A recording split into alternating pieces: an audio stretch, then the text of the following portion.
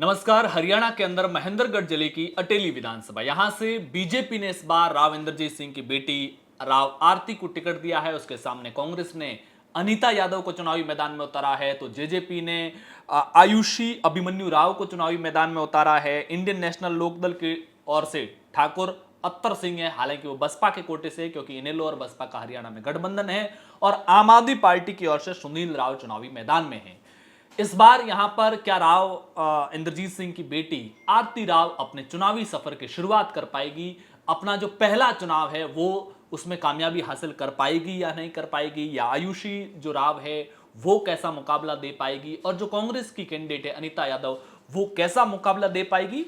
चुनाव कौन जीतेगा इनमें से, वो आप लोग कमेंट बॉक्स में हमें राय जरूर दीजिए। चुनावों में अभी तक 20-25 दिन का समय बचा है, लेकिन इन तीनों की जो मुख्य प्रत्याशी है, महिला प्रत्याशी है, अनीता यादव हो, आरती राव हो या फिर आयुषी राव हो, इन तीनों में से ज्यादा अमीर कौन है, किसके पास ज्यादा संपत्ति है, इसको लेकर के आज चर्चा करेंगे। और सबसे पहले बात करेंगे आरती राव की। आरती राव जो राव इंद्रजीत सिंह की बेटी है, लिहाजा दक्षिणी हरियाणा का एक बड़े चेहरे के तौर पर 2014 और 2019 में भी टिकट मांगा, लेकिन टिकट मिला नहीं था। अगर पिछले 5 सालों के इनकम टैक्स रिटर्न के हिसाब से कमाई की बात करें, इनकम की अगर बात करते हैं, तो 2019-20 से शुरू करते हैं। 19-20 फाइनेंशियल ईयर, फिर 20-21, फिर 21-22, 23 और 24। 20 के अंदर जो आयकर भरा उसके हिसाब से 14,83,380 की कमाई है। लेकिन आरती राव के साथ में जो दूसरी कमाई के तौर पर है वो HUF, जो एक पैन कार्ड का सिस्टम होता है कि जब पैतृक संपत्ति होती है और उसमें कई उससे होने वाली कमाई के कई लोग हिस्सेदार होते हैं, तो फैमिली का एक जॉइंट पैन कार्ड बनता है और उसमें उस जो पैतृक संपत्ति जिससे सबकी हिस्सेदारी है उससे होने वाली कमाई का डेटा एंटर होता है। और जो 6 दिसंबर 2005 के बाद में जो कानून बने थे उसमें बेटियां भी पैतृक संपत्ति के हिस्सेदार बनी, तो राव आरती का भी इसमें हिस्सा है। और मैं साल दर साल जब राव आरती की कमाई बताऊंगा तो साथ ही साथ वो पैतृक संपत्ति से मिलने वाले राव आरती के हिस्से की भी बात करेंगे। 14,83,380 2020 के अंदर आरती राव का खुद का था, तो 43,36,890 रुपए की कमाई पैतृक संपत्ति से थी। 21 के अंदर 18,73,320 खुद की और 41,06,580 पैतृक संपत्ति से। 22 के अंदर 20,18,060 रुपए खुद की कमाई और 30,50,000 पैतृक संपत्ति से। 23 के अंदर 20,54,380 खुद की कमाई और 33,63,280 पैतृक संपत्ति से। और 24 की यानी कि जो लेटेस्ट जो इनकम टैक्स फाइल किया है उसके हिसाब से 22,23,600 खुद की कमाई और 40,13,930 रुपए 40,13,930 रुपए 40,13,930 रुपए पैतृक संपत्ति से कमाई हुई है। ये पिछले 5 सालों में हुई कमाई का जिक्र है, खुद की कमाई और जो उसको पैतृक संपत्ति से मिलने वाली कमाई है उसकी बात है। अब बात आते हैं चल और अचल संपत्ति की। चल संपत्ति के अंदर क्या आता है, देखिए चल संपत्ति के अंदर आपके हाथ में फिलहाल कैश में कितना पेमेंट है, बैंक में कितना जमा है, आप लोन कितना है, या फिर आपके पास ज्वेलरी जो होती है उसमें उसकी कीमत क्या है, या आपके पास में कोई व्हीकल होता है तो उसकी कीमत क्या होती है, ये सारा मिलाकर के चल संपत्ति में आती है। वो संपत्ति जिसको एक से दूसरी जगह मूव किया जा सकता है, मूवेबल प्रॉपर्टी जो होती है वो। राव आरती की मूवेबल प्रॉपर्टी है 5,50,799 रुपए। इसमें से जो इन्वेस्ट किया हुआ है कुछ कंपनियों में, जो कंपनियों में जो शेयर खरीदे होते हैं, जो बॉन्ड खरीदे होते हैं, वो भी मूवेबल प्रॉपर्टी में आते हैं, चल संपत्ति के अंदर आते हैं। और वो इस जो 5,50,000 है उसमें से 3 करोड़ उसमें से है, और ज्वेलरी इसके पास में है 77,45,000 के आसपास की। और जो पैतृक संपत्ति में जो चल संपत्ति के दायरे में आता है वो 8,91,14,563 रुपए की प्रॉपर्टी है। कौन सी? चल संपत्ति, जिसमें से ज्वेलरी है 77 लाख के आसपास की, मैंने बात की अभी, लोन है 2,64,000 का, और बैंकों के अंदर जो पैसा जमा है पैतृक संपत्ति के तौर पर उसमें राव आरती के पास में 5,43,00,000 रुपए इसमें से जमा है।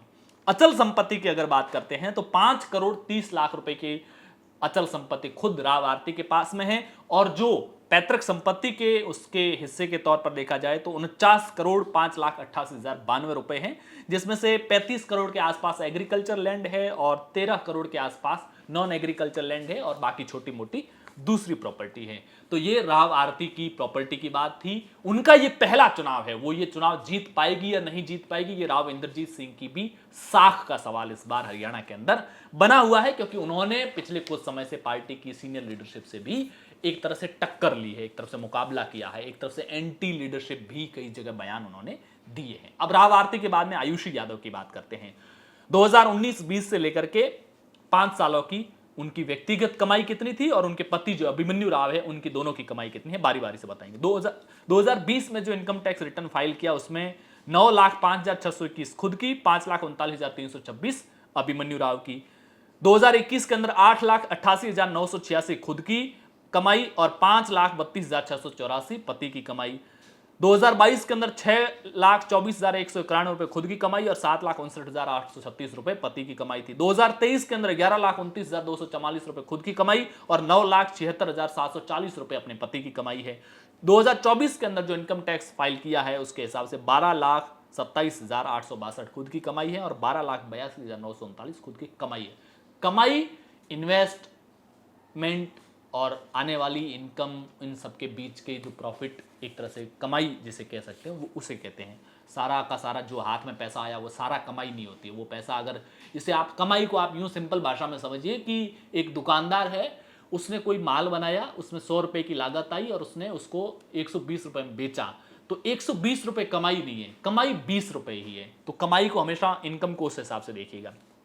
आयुषी यादव की अगर चल संपत्ति की बात करते हैं तो 43,50,827 रुपए चल संपत्ति है और उनके पति अभिमन्यु राव की है 45,41,270 रुपए। आयुषी के खुद के पास में एक 21 लाख की गाड़ी है और एक 8 लाख की गाड़ी है, और जो अभिमन्यु है उनके पास में BMW X4 है जिसकी कीमत करीब 32 लाख है। ये इसी चल संपत्ति के अंदर है। टोटल जो 45 लाख की अभिमन्यु के पास में चल संपत्ति है उसमें से 32 लाख की तो एक ही गाड़ी है, बाकी ज्वेलरी वगैरह छोटा मोटा कुछ बैंक में डिपॉजिट है, कुछ हाथ इन कैश में पेमेंट खुद के पास में है, सब मिला करके है। अचल संपत्ति की अगर बात करते हैं तो आयुषी की अचल संपत्ति, आयुषी राव है, आयुषी राव की अचल संपत्ति 2,19,84,669 रुपए हैं, जिसमें से रेवाड़ी के अंदर 2 जो बिल्डिंग है उसकी कीमत ही अकेली 1,16,00,000 के आसपास है। इस 2,19,00,000 में से 1,16,00,000 की तो रेवाड़ी के अंदर ही 2 बिल्डिंगें हैं। अभिमन्यु राव की 9,66,48,438 रुपए की अचल संपत्ति है। इसमें से नॉन एग्रीकल्चर लैंड है 2,80,00,000 के आसपास की और एग्रीकल्चर लैंड है 6,85,00,000 की, अलग अलग 2 जगह पर है। एक 5,22,00,000 के आसपास है, एक 1,13,00,000 के आसपास में है, एक 5,72,00,000 के आसपास है और 1,13,00,000। ये हो गया आयुषी राव की। अब उसके बाद में कांग्रेस प्रत्याशी अनीता यादव की प्रॉपर्टी की बात करते हैं। अनीता यादव की अगर पिछले 5 सालों के अंदर इनकम की बात करें उनके और उनके पति के, तो 2021 के अंदर जो उनकी इनकम थी वो 13,73,300 रुपए थी। 2022 के अंदर 16,92,110 हुई। 2023 के अंदर 15,70,400 रुपए हुई।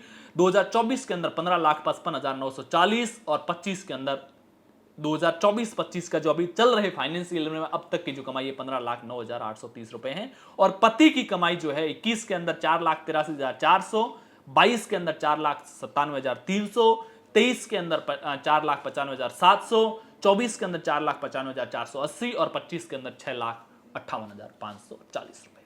चल संपत्ति अनीता यादव के खुद के पास में 68,10,000 की है और उसके पति के पास में 25,75,000 की है। अचल संपत्ति अनीता के पास में है 17,99,00,000 रुपए की और पति के पास में है 7,18,00,000 की। जो खुद के पास में 17,99,00,000 करीब 18 करोड़ की है, उसमें से जो रेजिडेंशियल बिल्डिंग्स है, आवासीय जो अलग अलग जगह पर उन्होंने फ्लैट ले रखे हैं, कहीं प्लॉट ले रखे हैं, उसकी कीमत 9 करोड़ के लगभग है। और जो कॉमर्शियल प्रॉपर्टी ले रखी है, कहीं पर कोई बिल्डिंग होगी, कहीं पर कोई जमीन ही खरीदी होगी कॉमर्शियल पर्पज से, वो करीब करीब 7.5 करोड़ की है। और जो पति के पास में है जो 7,18,00,000 की अचल संपत्ति, उसमें से 5.5 करोड़ के आसपास नॉन एग्रीकल्चर लैंड है और 1,78,00,000 के आसपास कमर्शियल बिल्डिंग है पति के नाम पर भी। तो ये अटेली विधानसभा जो महेंद्रगढ़ जिले के अंदर आती है, जो दक्षिण हरियाणा का हिस्सा माना जाता है, वो सीट जो दक्षिण हरियाणा की हॉट सीटों में से एक है, वो सीट जहां पर राव इंद्रजीत सिंह की विरासत को ट्रांसफर करने का, राजनीतिक विरासत को ट्रांसफर करने का ये चुनाव है। जो आरती राव वहां से चुनाव लड़ रही है, जो अपने पिता की विरासत को सही तरीके से, अपनी पहली जो लॉन्चिंग है, पॉलिटिकल लॉन्चिंग है, उसको सक्सेसफुली लॉन्च करना, ये उनके लिए बड़ी चुनौती होगी। आपके हिसाब से वहां इस बार चुनाव कौन जीत रहा है, इसको लेकर के कमेंट बॉक्स में जरूर राय दीजिएगा। बड़ी बड़ी प्रॉपर्टी वाले नेता जनता के बीच में कितने उपलब्ध रहते हैं, इसको लेकर के भी अपनी राय कमेंट बॉक्स जरूर बताइएगा। हरियाणा पंचायत पर पहली बार आए तो चैनल को सब्सक्राइब कीजिएगा, वीडियो को लाइक और शेयर जरूर कीजिएगा। शुक्रिया।